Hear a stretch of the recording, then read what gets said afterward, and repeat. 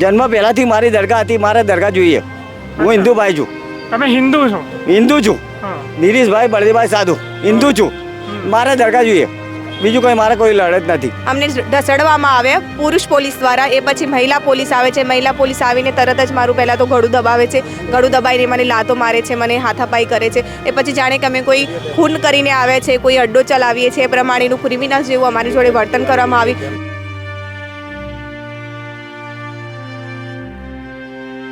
नहीं है, लेकिन तोड़ने से पहले कम से कम 700-600 मकाने हैं. एक फैमिली में अगर 5 मेंबर भी गिनो तो 7,000 मेंबर अभी रमजान महीने में कहाँ जाएंगे.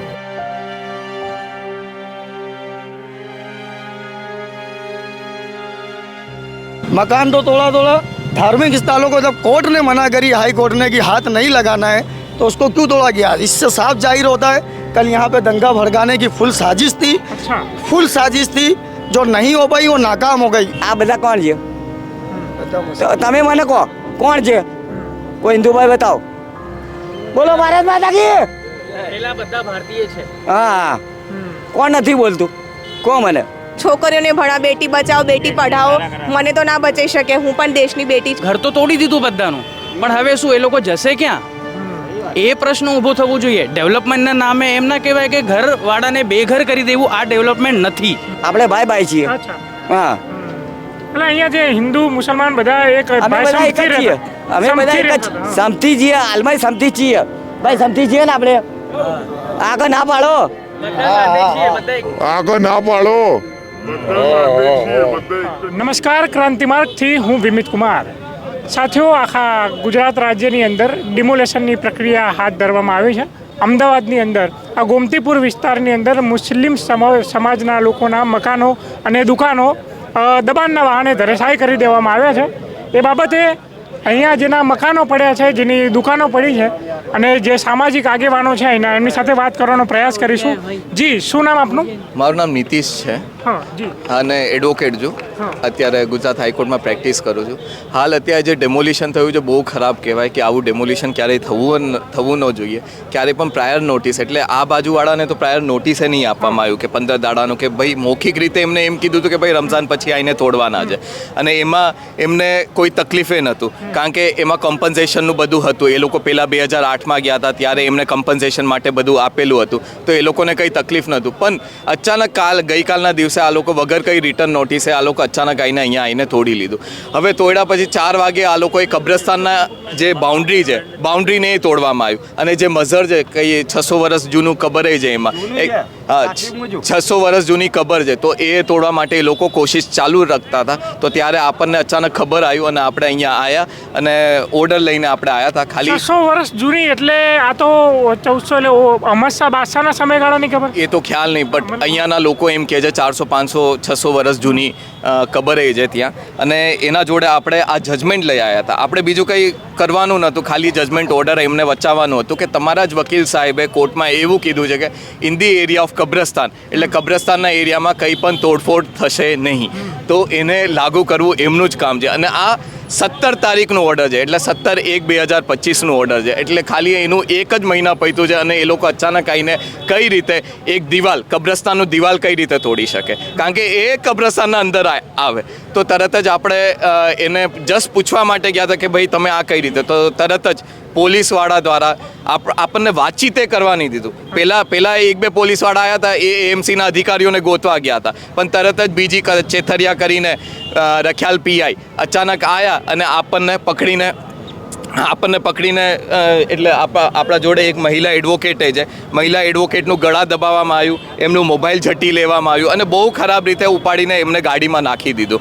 એટલું ખરાબ પરિસ્થિતિમાં જ્યારે આપણે નારી શક્તિની વાત કરતા હોઈએ તો નારી શક્તિમાં આ રીતે જે હુમલાઓ, એટલે એક વકીલ અને આપણે એઝ અ વકીલ અને આપણા કને કોઈ હતા નહીં. વિડીયોમાં તમે જોઈ શકો ખાલી 4 જણા આપણે હતા ત્યાં, ખાલી વાત કરવા માટે કાગળિયું હતું, એક બતાવવા માટે આવ્યા હતા. એના વચ્ચે એ લોકોને શું ખરાબ લાગ્યું ખ્યાલ નહીં, પણ અચાનક ઉપાડીને લઈ ગયા અને આવું બધું બહુ ખરાબ પરિસ્થિતિમાં આપણને રાખવામાં આવ્યું. અને બાકી વાત સત્ય સર. જી શું નામ આપનું? મારું નામ સત્યેશા છે અને હું વકીલાત કરું છું. હા, આ ભાઈ કહે છે કે તમારું ગળું પણ દબાવવામાં આવ્યું, તમે ત્યાં જઈને વિરોધ દર્શાવવાનો પ્રયાસ કર્યો ત્યારે. એટલે વિરોધ દર્શાવવાનો તો પ્રયાસ નહોતો કર્યો. જેમ નીતિશે વાત કરી કે અમે અહીંયા જે હાઈકોર્ટનો ઓર્ડર હતો એ હાઈકોર્ટના ઓર્ડર માટે અમે ખાલી એમને વાતચીત કરવા માટે આવેલા એએમસીને. પણ જ્યારે મારો વિડીયો ચાલતો હતો મારો ફોનમાં, ત્યારે બીજી ચેતરિયા કરીને જે પીઆઈ છે એનો મારો ફોન ઝૂંટવી લીધો, જે તમે વિડીયોમાં જોઈ શકો છો. એ પછી મારા સાથે ઝપાઝપી કરવામાં આવી, અમને ઢસડવામાં આવ્યા પુરુષ પોલીસ દ્વારા. એ પછી મહિલા પોલીસ આવે છે, મહિલા પોલીસ આવીને તરત જ મારું પહેલાં તો ગળું દબાવે છે, ગળું દબાઈને મને લાતો મારે છે, મને હાથાપાઈ કરે છે. એ પછી જાણે કે અમે કોઈ ખૂન કરીને આવ્યા છે, કોઈ અડ્ડો ચલાવીએ છીએ, એ પ્રમાણેનું ક્રિમિનલ જેવું અમારી જોડે વર્તન કરવામાં આવી. પોલીસ સ્ટેશનમાં પણ અમને ત્યાં બેસવા નથી દેતા પીઆઈ, કે તમે અમારી સામે ના બેસી શકો. તો અમે શું કોઈ ગુનેગાર છીએ? અમે ફક્ત એક વકીલ છીએ, અને વકીલ જે હાઈકોર્ટનો ઓર્ડર છે, હાઈકોર્ટના જે ઓર્ડર છે એનું તમે ઉલ્લંઘન કરી રહ્યા છો. હવે સરકાર કહી રહી છે કે કાયદે મેં રહુંગે તો ફાયદે મેં રહુંગે. તો આ તો કાયદો તો અમારી તરફેણમાં જ હતો, હાઈકોર્ટ પણ અમારી તરફેણમાં હતી, છતાં પણ આજે એમને ઉલ્લંઘન કર્યું, ગેરકાયદેસર કાર્યવાહી કરી. એ માટે અમે અહીંયાના લોકો માટે આવેલા, છતાં પણ અમને આ રીતે અમને ધક્કામુક્કી કરીને અમારી સાથે ક્રિમિનલ વ્યવહાર કરવામાં આવ્યો. પરંતુ જે પણ થયું છે અત્યારે, જે કબ્રસ્તાનની એ લોકોએ દિવાલ તોડી છે, તો અમે આમ લોકો સાથે અહીંયાના જે પણ લોકો છે, હવે એ પણ કહેવામાં આવે છે કે તમે લોકો કાલે એકલા જ હતા, કોઈ લોકો ના આવ્યા.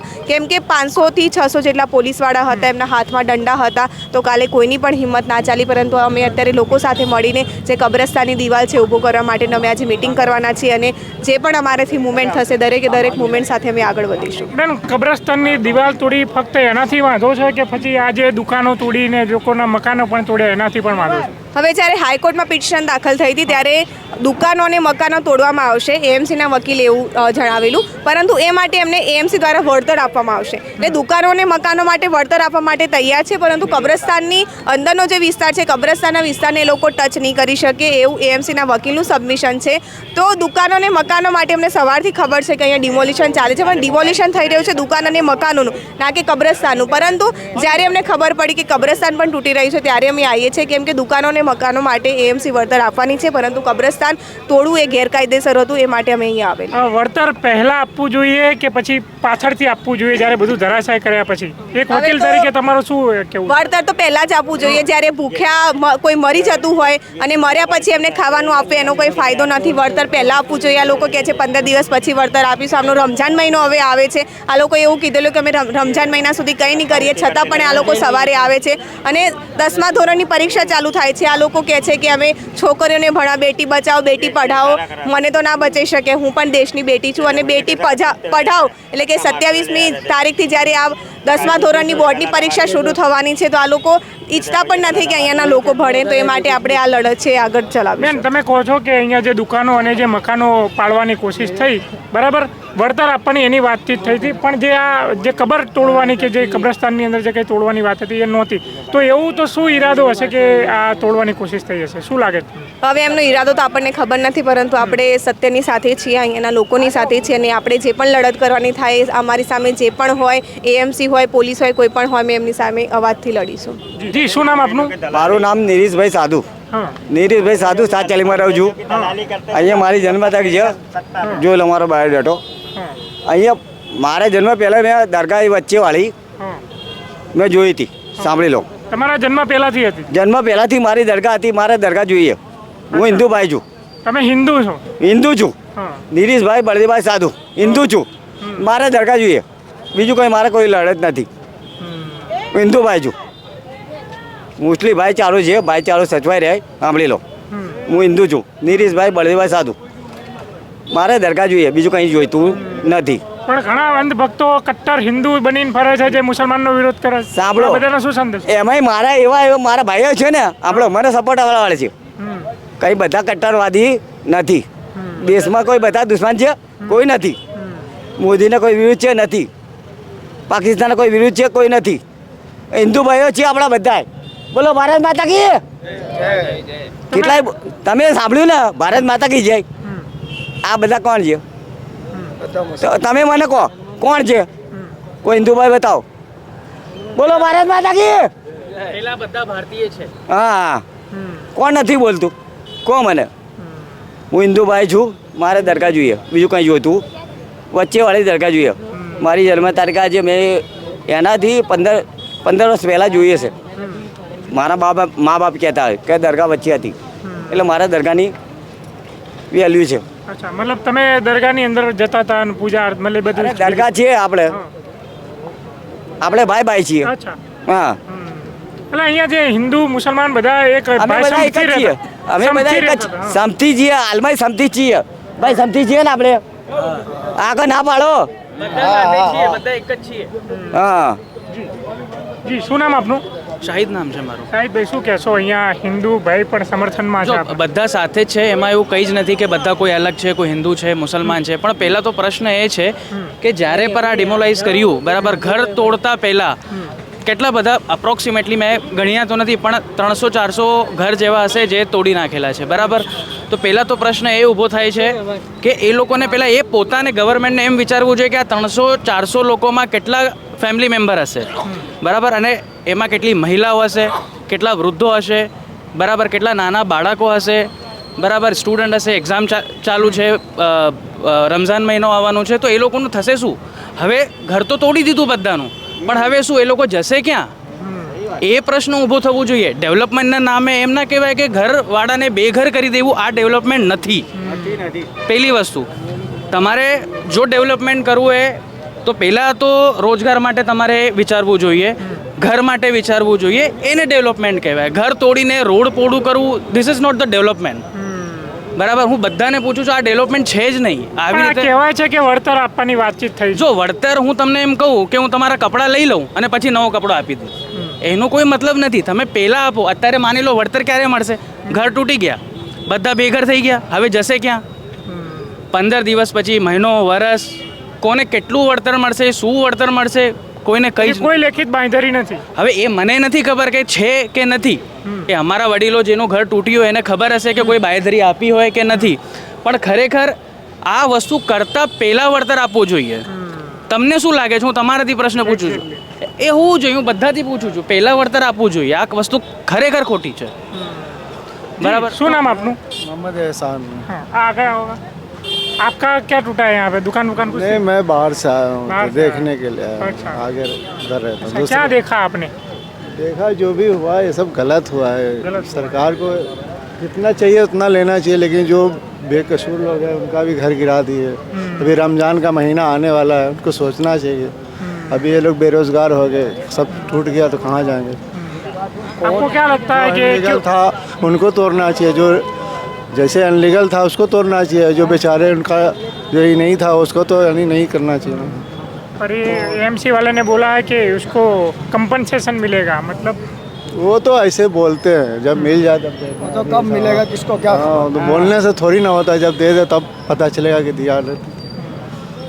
શું લાગે છે ભાઈ દરગાહનું જે દિવાલ તોડી છે, શું કહેશો? ભાઈ કાલે હું અહીંયા હતા, હા પહેલાં અહીંયાથી કટિંગ શરૂ થઈ, હા ઠેઠ સુધી 3 રસ્તા છે હાથી ખાઈ.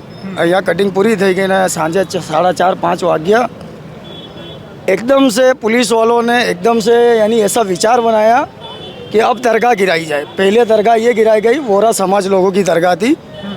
पहले ये वहाँ से बिल्डोजर आया, पुलिस वालों को उनको इशारा किया गया कि आप लोग चारों तरफ से पब्लिक को हटाओ. सबसे पहली ये दरगाह गिराई गई. फिर उस दरगाह की बारी आई तो वहाँ पे वो जो वकील साहब थे अभी जो आपसे इंटरव्यू दे रहे थे, वो लोगों ने पेपर भी दिखाया रखियाल के पीआई को कि कोर्ट ने साफ साफ मना किया है कि कटिंग जो है कटिंग होगी, लेकिन धार्मिक स्थलों को कोई नुकसान नहीं पहुँचाया जाएगा, कब्रस्तान को या दरगाह को. फिर भी पीआई ने उनकी नहीं सुना. हमारे सामने की बात है, आई विटनेस हूँ मैं. वो वकील साहब का गला दबाया गया, उनको पकड़ के गाड़ी में ठूसा गया, उनका मोबाइल छीना गया. वो लेडीज़ वकील थी, उनका भी गला दबाया गया, उनको गाड़ी में भर के पुलिस स्टेशन में रखा गया. फिर वो दरगाह पेपर दिखाने के बाद भी वो लोगों ने दरगाह पे बिल्डोजर चलाने में पीछे नहीं हटे. हमारे लोगों का क्या, हम भी मुसलमान हैं, कोई बात नहीं, डेवलपमेंट हो रहा है, जो गैर कायदेसर है वो तोड़ो, कोई वो दिक्कत नहीं है. लेकिन तोड़ने से पहले कम से कम 700-600 मकाने हैं. एक फैमिली में अगर 5 मेंबर भी गिनो तो 7,000 मेंबर अभी रमज़ान महीने में कहाँ जाएंगे? उनको पहले सुविधा करना चाहिए था सरकार को, उसके बाद तोड़ना चाहिए था. मकान तो तोड़ा.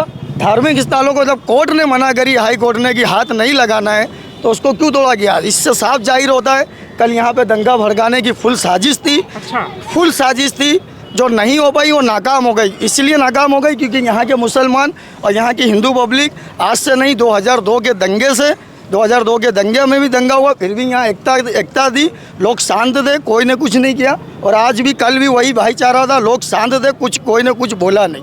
आपको क्यों ऐसा लगता है कि कल यहाँ दंगा भड़काने की साजिश हुई? जो हिसाब से पुलिस वाले हरकत कर रहे थे, मेरे को ऐसा लगता है, जो हिसाब से पुलिस वाले हरकत कर रहे थे उस हिसाब से मेरे को लगता है कि यहाँ पे लड़ाई झगड़े की साजिश की गई। अभी ये मकान है, ये जब दरगाह टूट रही थी, वो भाई रहते मकान में, उन्होंने खाली वीडियो, उनको पुलिस वाले ने सिर्फ इतना बोला भाई साइड में हट जाओ। उन्होंने बोला भाई मैं मेरी प्रॉपर्टी पे खड़ा हूँ, तो उनको भी ज़बरदस्ती गला दबा के उनको भी डिटेन किया गया, उनके दोनों भाइयों को। शुरुआत यहीं से हुई। इसका मतलब क्या होता है?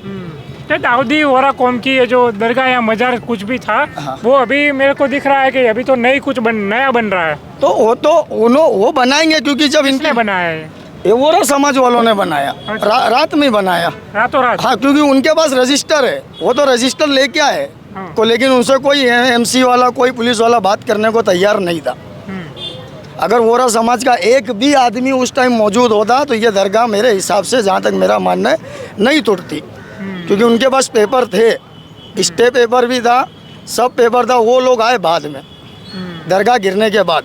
पर ये दरगाह गिर गई, वो दरगाह गिराई जा रही थी, वहाँ रोका जा रहा था। उसके बाद वोरा समाज लोग आए, वोरा समाज के आदमी भी 25-30 आदमी आए, तो उनको यहाँ से बैरिकेड लगा दिया गया, उनको एक भी अंदर घुसने नहीं दिया गया। पुलिस वालों ने एक को भी अंदर नहीं जाने दिया। वो बेचारे दूसरे रास्ते से वहाँ अपनी दरगाह के पास आए। जब ये नई अभी बना रहे हैं नई दरगाह, तो कोई विरोध नहीं कर रहा अभी एमसी वाले? अभी कोई नजर नहीं आ रहा। अच्छा। क्या अभी क्या कानून अंधा हो गया? पुलिस वाले नहीं देख रहे हैं, एमसी वाले नहीं देख रहे कि वापस बन रही है। अगर गलत है तो उसको फिर रोको। गलत है, स्टे पेपर नहीं है उनके पास, कोर्ट ने अगर ऑर्डर नहीं दिया तो उनको आगे फिर से रोक दो, या अभी बनी है फिर तोड़ दो। मतलब एमसी भी गलती है आपकी? है, गलती है। जिस हिसाब से, अगर मैं मानता हूँ डेवलपमेंट किया जा रहा है, सरकार डेवलपमेंट कर रही है, लेकिन डेवलपमेंट के नाम पे लोगों को घर से बेघर नहीं करो, दंगा भड़काने की कोशिश मत करो।